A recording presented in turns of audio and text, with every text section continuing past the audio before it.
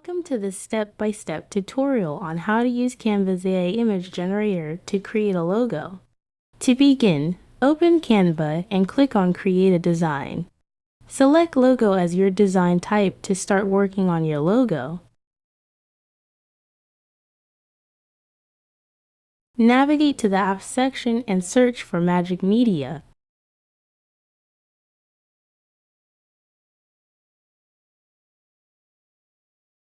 Click on Magic Media to access the AI Image Generator tool. Choose Graphics as the type of media you want to generate. Enter words that describe the logo you have in mind, and select a style that suits your brand.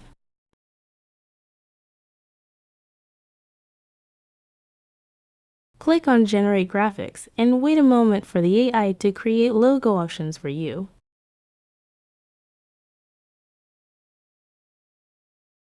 If you're not satisfied with the generated logos, you can click on Generate again to see more options.